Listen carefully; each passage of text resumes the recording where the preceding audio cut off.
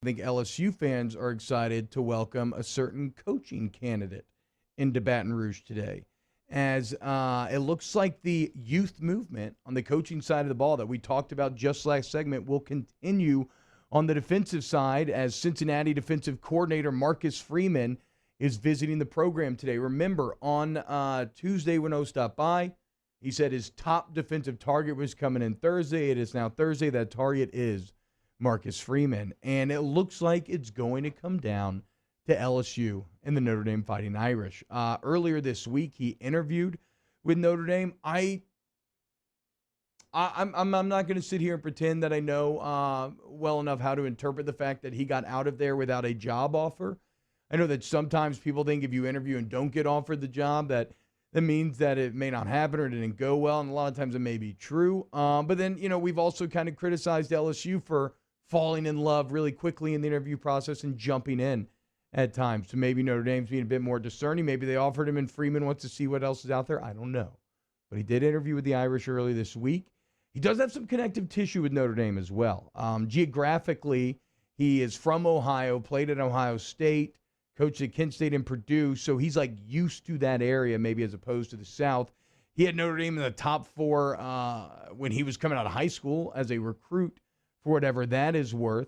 But I will say this, if it does come down to Notre Dame and LSU, and this is no disrespect to the Irish, but the biggest advantage that LSU would have over Notre Dame is that they got them dogs, right? I mean, what other defense are you – think about this. What other defense right now are you going to walk into and you're going to inherit Derek Stingley Jr. and Eli Ricks as your cornerbacks? And then you combine that with guys like B.J. Ojulari going into year number 2, Jaquelin Roy going into year number 2, a senior-laden defensive line, Ali Gay, who showed excellent growth in multiple facets of the game throughout the year, coming back, Andre Anthony. I mean, this defense could be potentially loaded next year. Again, I know we don't want to continue to beat these dead horses, but when you're researching these things, you're reading again.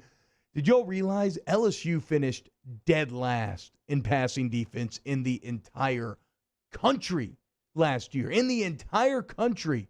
And of all 120 teams, whatever it is, nobody gave up more passing yards per game than did the LSU Tigers, and that's with Derek Stingley Jr. and Eli Ricks. Bo Pelini, that is an accomplishment in and of itself. It should be borderline impossible to be that bad with the talent that you had. And so that's why that had to end, and now you're hopefully welcoming in Marcus Freeman, and you got to think that he should be salivating right now. So let's look at the Freeman resume, because as I said, this is a hire where both the resume makes you excited, the youth makes you excited. Like, there's just not a lot to dislike here. He's only 34 years old. He actually played linebacker at Ohio State from 2004 to 2008, which, you know what that means? He lost back-to-back natties, which sucks, including one to LSU. He also lost that one to Florida in 06. But he's been in the fire as a player, major D1. He can connect with the players on those levels. He's been through it all. He began as a GA in Ohio State in 2010. He was a linebacker coach for 2 years at Kent State, linebacker coach for 3 years at Purdue. At 29 years old, was already so well respected that he became co-defensive coordinator at 29. Again, you look at a guy's trajectory, and anytime you see a guy having that much success that fast, it's the same thing we always talk about with Brady. What does that mean? That means that his peers think that that guy is something special, right? So at 29 years old, he's a co-defensive coordinator at Purdue, and then eventually he gets the job at 30 at Cincinnati. And he takes over a Cincinnati defense that was horrible, giving up 28 points per game, like over 400 yards. And then year one, they struggled, which makes sense, right? You're taking over bad Cincinnati defense. You got to install a new scheme. You got to get new players. And in year one, they gave up over 30 points. But since that moment, they have been excellent, from 31 points a game to now, over the last 3 years, just 18 points given up per game. And that's in a very offensive-focused AAC. And if you're talking about modern defensive numbers, 18 points a game is good for top 10 in the country. Okay, you may not think so. You may be stuck in your past ways. but that's really damn good. In fact, if you just look at last year, right, we just mentioned Bo Pelini being dead last in the country in pass defense with Derek Stingley and Eli Ricks. Cincinnati was top 15 in the country in total defense, scoring, and rush defense. So the resume is there. What about the anecdotal evidence, right? What do people say about him? And this is maybe the most exciting part, is that when you hear what you hear about Marcus Freeman is that he is known as a great teacher. And this is probably the area where outside looking in my opinion, that Bo Pelini struggled the most. We know Bo Pelini is a smart defensive mind. You don't get through the interview process like he did or convince people to pay you $2.5 million without being able to sell it in a room on a chalkboard. What he couldn't sell it to, or what he obviously could not communicate it to, were the players, because nobody looked like they knew what they were doing all season long. This idea of being a great teacher, right? Ultimately, as a coach, that is your job, especially on the college level. The NFL level, you want to be complicated? That's fine. Guys either get it mentally, or if they don't, there's another guy who's almost just as good athletically that can get it mentally. He will get that job. You don't have that luxury in college. You have to work with what you have. And you have to make sure that these players understand what you're trying to communicate. You have to teach them. That did not happen last year. It's probably the area where Dave Aranda excelled the most, right? And one of the key differences is now that anytime there's departures, right, you start to hear these stories. And back in the Aranda age, you heard about Dave Aranda. Remember they built that walkthrough room, and it was like it's a really cool innovation where it's just a giant screen that you can scheme all sort of things up, and it basically gives the defense or the offense the ability to walk through without having to have a full team out there. It's an invaluable resource. Dave Aranda lived in it so much that Joe Brady used to get mad because the offense couldn't touch it. Bo Pelini never used it.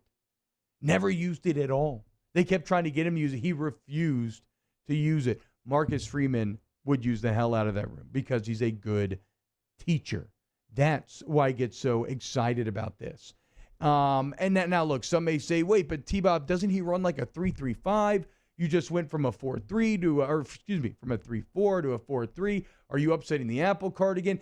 He has run a 3-3-5 at Cincinnati, but that is not the defense that has defined him his entire career. Even at Cincinnati, he runs a multiple system with 4-man fronts and 3-man fronts, just like I believe he would do here. But in the past, he has run defenses that operate out of a base 4-3. He's run defenses that operate out of a base 3-4.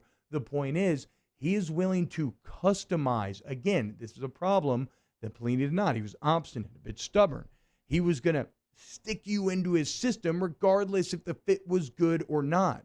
One thing Dave Aranda did was constantly adjust and customize the defense to highlight his player's strength while masking the weaknesses. That's something that Freeman has done throughout his career when you look at how multiple he's been on that side of the ball. So, although, sure, you want to come in here, install a 3-3-5. It's an interesting way to defend the modern spread.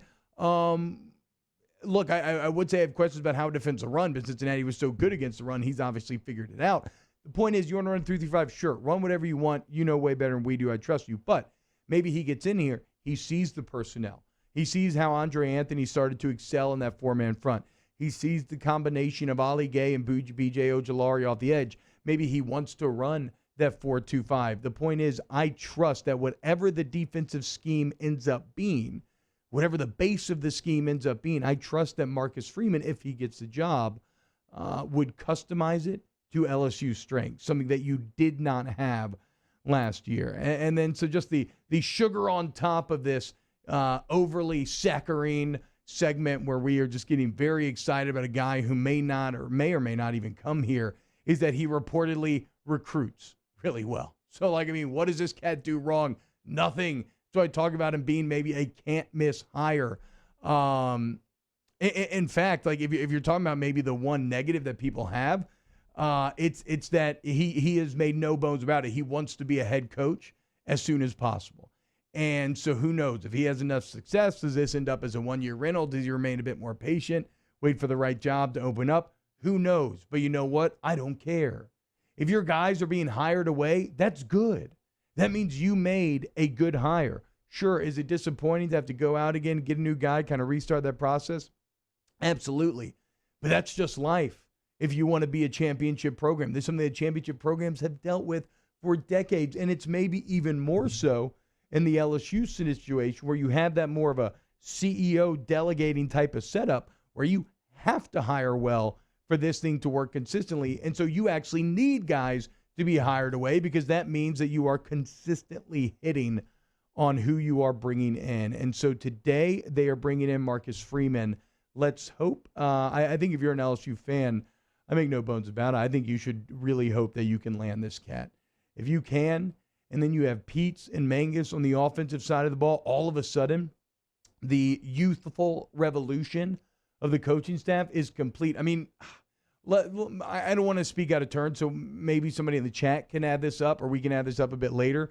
But I want to say the average age of the coaching staff was around 50 plus last season. I'd be interested to see if Freeman joins what the average age would be now, as he's 34 years old. Peets is 37. I think Mangus is around 30 or 31. So these are some young cats that, again, understand the modern philosophies of football because they came up in it, they've been molded by it, and they can connect with these players maybe a bit better than some of the guys that you had previously could have. So exciting times at LSU. Remember, when things looked so dark just a couple of months ago, what did we say? We said it looks horrible right now, but all is not lost. If you can close out the season okay, which they did, if you could land a big-time recruiting class, which they did, if you could figure out the offensive line, which they are in the process of, and if you could make the tough coaching staff changes and decisions that had to be made, that you would set yourself up to be championship relevant immediately again next year. And LSU has gone through that process step by step, and this is one of the final steps therein. So fingers crossed that Marcus Freeman chooses LSU over Notre Dame and that these interviews go well today. Again, he has to be salivating. I mean, look, Cincinnati, they're a good football team.